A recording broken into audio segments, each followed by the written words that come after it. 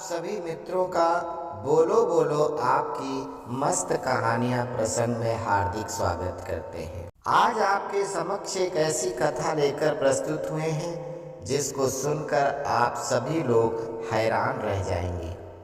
ये कथा सतयुग काल की है, जब ब्रह्मा जी, सप्तऋषि, मनु, शतरूपा आदि बहुत सारे लोगों की सृष्टि रचना में सहायता से सृष्टि की रचना कर रहे थे।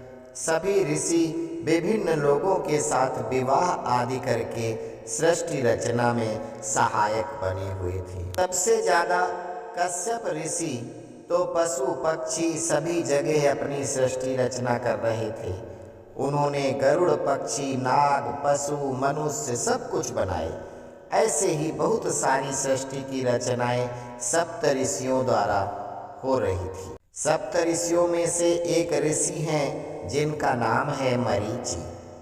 उन्होंने बहुत सारी स्त्रियों से विवाह करके सृष्टि रचना में सहायता किया। एक बार महर्षि मरीचि धर्मराज यमराज के यहाँ पधारे तो वहाँ उन्होंने यमराज की एक सुंदर कन्या देखी, जिसका रंग तो सांवला था किंतु वो शरीर से भरी पूरी बलिष्ठ थी, जिसे देखकर महर्षि मरीचि ने सोचा कि अगर इस स्त्री से विवाह कर लूं और संतान उत्पन्न करूं तो संतान बड़ी बलिष्ठ होगी।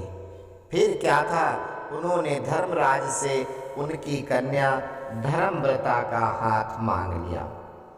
धर्मराज ने कहा कि हे महर्षि, आपकी इच्छा का सम्मान करना हमारा धर्म है। और फिर धर्मव्रता के साथ महर्षि मरीचि का विवाह हो जाता है। धर्मव्रता काफी हष्ट-पुष्ट शरीर की मालकिन थी और महर्षि मरीचि जो स्वयं आयुर्वेद में पारंगत, उन्होंने आयुर्वेद की विभिन्न जड़ी बूटियां खाई, अपना शरीर पुनः जवान कर लिया और फिर धर्मव्रता के साथ उनका अनवरत सहवास शुरू हुआ, जिसमें दोनों में से कोई भी हार मानने को तैयार नहीं था। तरह तरह के पुत्र पुत्री संतान पैदा हो रहे थे और अपने अपने तरह के कार्यों में लगते जा रहे थे। हालात ये थे कि एक तरफ संतान पैदा हुई तो दूसरी तरफ ऋषि पुनः सहवास को तैयार, और धर्मव्रता ने भी धर्म पूर्वक अपने पति को संतुष्ट रखने की शपथ उठा रखी थी। अलग अलग समय पर पैदा हो रही अलग अलग संतान विभिन्न प्रकार के काले मनुष्य, गोरे मनुष्य, बलिष्ठ, कुसमय पैदा हुए, वहीं जंगलों में आदिवासी बनते जा रहे थे। महर्षि मरीचि के ब्रह्म मुहूर्त के समय सहवास से उत्पन्न हुए एक महान ऋषि प्रचेता हुए, जो पैदा होते ही ईश्वर भक्ति के काम में लग गए और 5 साल के बालक होते ही घर छोड़कर तपस्या करने लगे। उधर बालक प्रचेता ने अखंड तपस्या करके ईश्वर को प्राप्त किया। उधर उनके पिता मरीचि और माता धर्मव्रता ने सैकड़ों संतानें पैदा किया। उन्हीं की संतान में से एक पुत्र जो संध्या काल के समय किए गए सहवास से पैदा हुआ, इसलिए उसके शरीर में हजारों मनुष्य, पशु, पक्षियों जितनी ताकत थी, किंतु उसके अंदर शुक्र तो महर्षि मरीचि का था, इसलिए बहुत बड़ा तपस्वी हुआ। अपने भाई प्रचेता को तपस्या करते देखकर उसने भी कठिन तपस्या किया, और उसकी तपस्या ऐसी तपस्या थी कि भगवान विष्णु को साक्षात उसके पास आना पड़ा और उसका मन चाहा वरदान देना पड़ा। जिस जगह पर उसने तपस्या किया था वहां उसके आसपास के सभी जीव जंतु उसकी तपस्या के प्रभाव से मृत्यु के बाद मोक्ष को प्राप्त हो रहे थे, क्योंकि उस स्थान को भगवान ने अपने आप से जोड़ दिया था। उस नगर के सभी जीव जंतुओं ने गयासुर को अपना राजा मान लिया था और गयासुर के पुण्य प्रभाव से सभी मोक्ष को प्राप्त हो रहे थे। एक तरफ ब्रह्मा जी के कहने पर लोग, ऋषि, पशु, पक्षी, मनुष्य सभी अपने अपने वंश विस्तार में लगे थे, किंतु गयासुर के पुण्य प्रभाव से बड़े पापी को भी सीधे बैकुंठ का वास मिल रहा था, जिससे यमपुरी, इंद्रपुरी, ब्रह्मलोक आदि सभी जगह से प्राणी कम हो रहे थे। विष्णु धाम में बड़े बड़े पापी पहुंच रहे थे। यह देखकर यमराज ने गयासुर को समझाया कि तुम तो हमारे नाती हो, ऐसा ना करो। उसने कहा कि मैं क्या करता हूँ, मेरे पास कोई आता है, मुक्ति मांगता है तो देता हूँ, और ये अधिकार प्रभु ने मुझे दिया है, भगवान विष्णु ने दिया है। धीरे धीरे बात बढ़ी तो यमराज और गयासुर का युद्ध होने लगा, और वो युद्ध बड़ा भीषण युद्ध हो गया। यमराज को हारते देख करके यमराज की सहायता के लिए देवताओं के राजा इंद्र भी सभी देवताओं के साथ आ गए, किंतु भगवान के भक्त से सभी परास्त हो गए। गयासुर की सेना पर जब देवताओं ने दिव्यास्त्रों से हमला किया तो गयासुर ने अपने बड़े भाई प्रचेता को मंत्र द्वारा बुलाया, और प्रचेता तो वहीं वन में बैठे बैठे ही अपने जनेऊ में गायत्री मंत्र पढ़ते हुए एक ब्रह्म फांस गांठ लगा रहे थे, और एक इंद्र आदि देवता शस्त्रहीन होकर वहीं बंध बंध कर गिरते जा रहे। गयासुर सभी देवताओं को पशुओं की तरह बाड़े में फिकवाता जा रहा था। इस तरह से सभी देवता बंदी हो गए।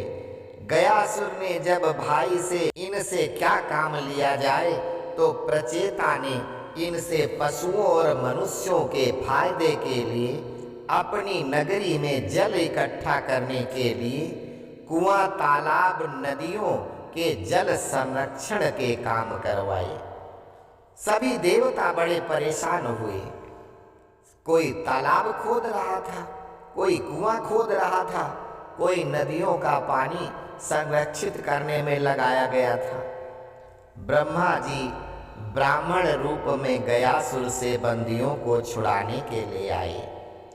गयासुर उनको पहचान गया और बदले में वरदान मांगा कि जो कोई मनुष्य यहाँ हमारे नगर में आएगा, किंतु यहाँ आता है और आने की इच्छा भी करता है, तो उसके ऊपर ब्रह्म हत्या, गो हत्या का पाप नहीं लगना चाहिए, वो पाप छूट जाए।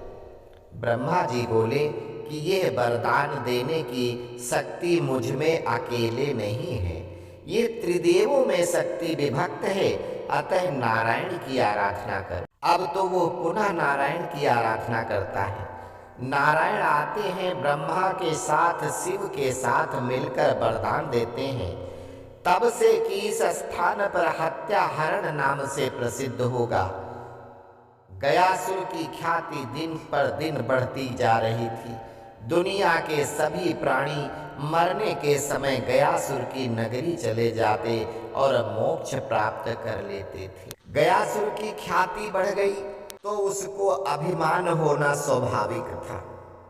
बहुत बड़ा मैं तपस्वी हूँ, मेरी तपस्या से दुनिया के सभी लोग तर रहे हैं, ये उसके अंदर अभिमान आ गया। और अभिमान आया तो भला भगवान अभिमान कहाँ रहने देते। उसके बड़े भाई तो सिर्फ तपस्वी है, वो राजा भी है, उसके अंदर अपने भाई से भी जलन हो गई। ये तो सिर्फ तपस्वी हैं, इन्होंने तपस्या किया है, मैं तो राजा भी हूँ। और इस तरह की भावना उसके हृदय में आई।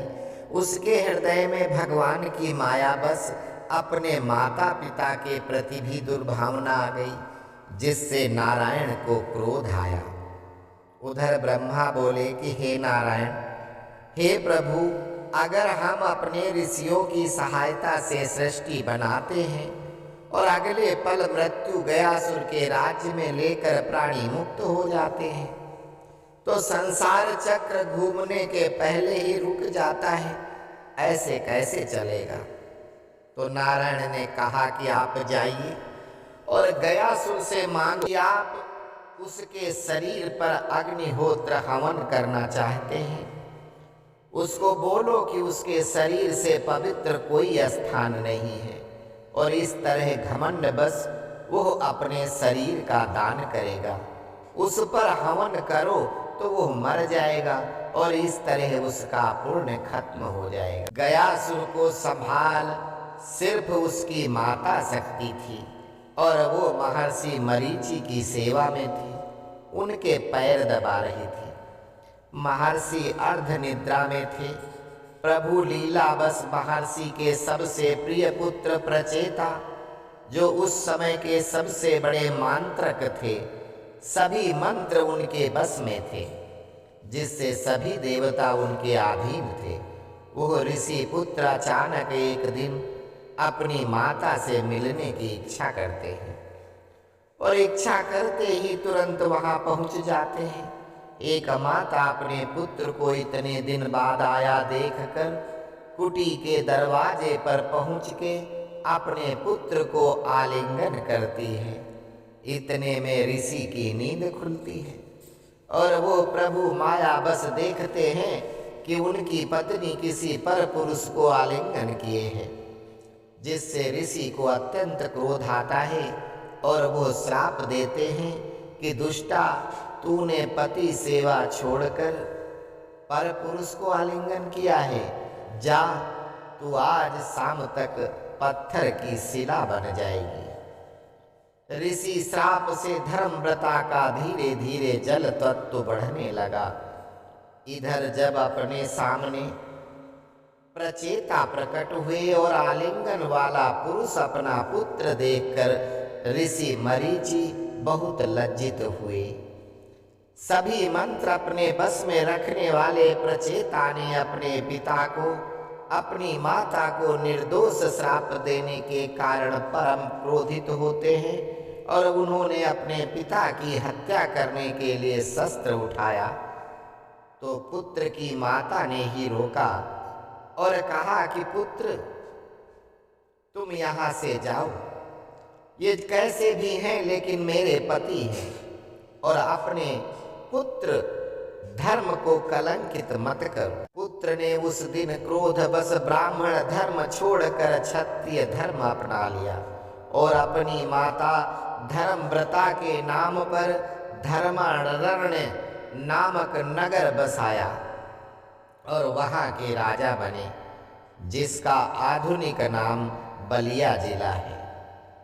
और फिर अपना राज्य बढ़ाते हुए वो सुसा नगर को राजधानी बनाया, जो आज का पर्सिया या ईरान है। इन्हीं प्रचेता के 10वें पुत्र महर्षि वाल्मीकि थे और इनके ही प्रथम पुत्र महर्षि भृगु हुए, जिन्होंने पुनः क्षत्रिय धर्म छोड़ ब्राह्मण धर्म अपनाया था। प्रचेता के चले जाने के बाद महर्षि के श्राप से धर्मव्रता के शरीर में जल तत्व की मात्रा बढ़ने लगी और वो पत्थर बनने वाली होती है कि उसने अपने आप को अग्नि को समर्पित कर दिया, जिससे अब अग्निदेव और वरुण देव में युद्ध शुरू हो गया। अग्निदेव उसको जलाकर भस्म करना चाह रहे थे, जबकि वरुण देव उसको जल बनाकर पत्थर की शिला बनाने में लगे थे। यह युद्ध वर्षों तक चलता रहा। अंत में सभी देवता इकट्ठे हुए कि कैसे अग्नि और वरुण का युद्ध बंद कराया जाए। ब्रह्मा आदि देवताओं ने जब भगवान विष्णु की प्रार्थना किया और कहा कि अगर ऋषि पत्नी के अनुसार अग्निदेव और श्राप की पूर्ति हेतु वरुण देव लड़ते रहे तो दुनिया समाप्त हो जाएगी, किंतु यह लड़ाई नहीं। भगवान ने कहा कि तुम जाओ, गयासुर से उसका शरीर अग्निहोत्र के लिए मांगो, मैं धर्मव्रता से उनके शिला होने की मांग करता हूँ। भगवान विष्णु ने जब धर्मव्रता से 12 अक्षर मंत्र जाप को बंद करके वरदान मांगने को कहा, तो धर्मव्रता ने हमेशा के लिए प्रभु का सानिध्य मांगा। प्रभु के तथास्तु कहते ही 12 अक्षर मंत्र का जाप वो बंद कर चुकी थी, जिससे उसके शरीर का जल तत्व बढ़ गया था। एक शिला बन गई। वो शिला उठाकर गयासुर के ऊपर रखी गई, किंतु फिर भी गयासुर के पुण्य प्रभाव से वो शिला भी उसको रोकने में असमर्थ थी। अतः उसके ऊपर एक एक करके सभी देवता विराजमान हो गए, फिर भी काम नहीं बना। अंत में भगवान विष्णु स्वयं मूर्ति रूप में उस शिला पर विराजमान हुए। तब गयासुर के ऊपर हवन हुआ और गयासुर मुक्त हुआ। किंतु गयासुर के पुण्य प्रभाव से उस जगह पर जो भी अपने पूर्वज लोगों के नाम से पिंड देता है उसका मोक्ष अवश्य होता है, क्योंकि उस स्थान पर धर्मव्रता स्वयं भगवान विष्णु के साथ उस परम पुण्यात्मा गयासुर के साथ विराजमान है। वो गया नामक नगरी के अधिष्ठाता देव स्वयं भगवान विष्णु हैं। जैसे काशी के महादेव हैं तो गया के विष्णु जी हैं। जो भी वहाँ पिंड दान करता है उसके पूर्वज अवश्य मोक्ष पाते हैं। इस तरह से अहिल्या के पहले एक स्त्री जो पति श्राप से पत्थर की शिला बनी, वो आज तक शिला रूप में जगत का कल्याण कर रही है। भगवान ने स्वयं उसके साथ आजीवन पत्थर का बनकर रहना स्वीकार किया। गयासुर के गर्भ का दलन करके उसके पूर्वजों को मुक्ति देने का साधन बनाया हुआ है। सभी के पूर्वजों के कल्याण के लिए गयासुर स्वयं अपने शरीर के साथ तीर्थ में लेटा हुआ जगत कल्याण कर रहा है, जिसके कारण वो अपनी माता के साथ अजर अमर हो गया है। आशा करता हूँ कि आप लोगों को यह कथा अवश्य पसंद आई होगी, और अगर आप लोगों ने अभी तक हमारे चैनल को सब्सक्राइब नहीं किया है तो अवश्य कर लीजिए। वीडियो को ज़्यादा से ज़्यादा लोगों में शेयर कीजिए। जय सिया राम।